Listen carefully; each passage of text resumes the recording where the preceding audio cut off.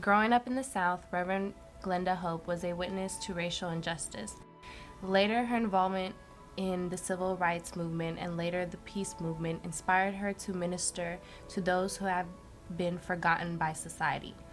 Over 3 decades, she has ministered to people who have lived in the Tenderloin and has received the Unsung Hero Award from the Dalai Lama.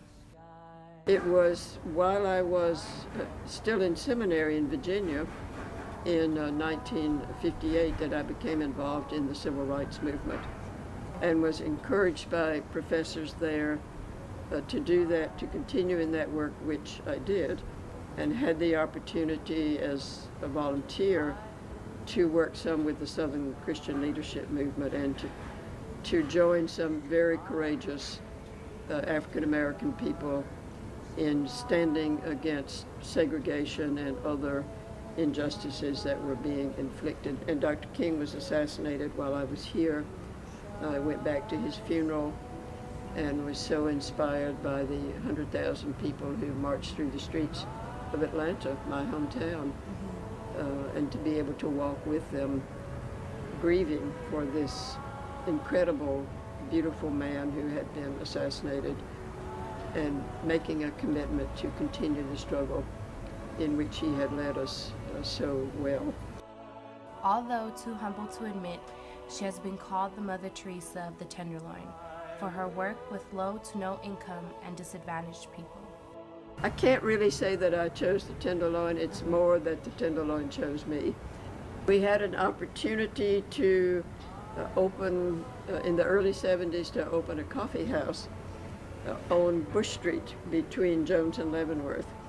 People could come there. We had programs that they could engage in, or they could just come and read the paper or talk. It was a safe place. And maybe engage in some uplifting program, or maybe just be safe there and drink good coffee at a cheap price. And the people in the Tenderloin became aware of us, and they came up the hill to our coffee house, and we began to know them and to follow them down into the Tenderloin and begin to work with them. And just step by step, we have been led to do the various kinds of ministry that we've done.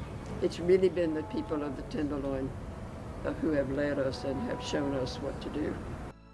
Glenda has experienced highs and lows, both personally and in her works, but has learned from and gained strength by working with people who have had tremendous obstacles. What I've learned from working in the Tenderloin, first of all, is that everyone has something to teach me. And I've learned so much from the people in the Tenderloin. I've seen so many and heard so many stories of real courage and of the resiliency of the human spirit. It has certainly deepened and broadened my faith that we are all one within God's great love. That if we respect one another and listen to one another, we all grow and are enriched by each other's lives. I've learned that many people have had just incredible stories of hardship and of abuse and of trauma and of deprivation, and yet they have overcome that and are leading meaningful lives. And doesn't mean they don't struggle or that they don't get depressed, but they're really people of beauty and of courage. She is a woman with so much strength and compassion and advocates to follow your dreams regardless of the obstacles. If this is your dream, don't let anyone tell you you can't do it.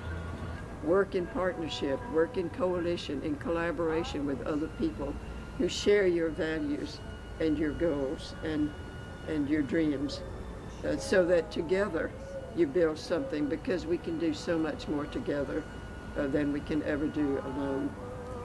And realize that any real change takes a long, long time. It takes decades, even centuries. And you may not live to see the results of your work, but that's not what's important. What's important is you do the work. Don't be afraid to fail. Just don't fail to try.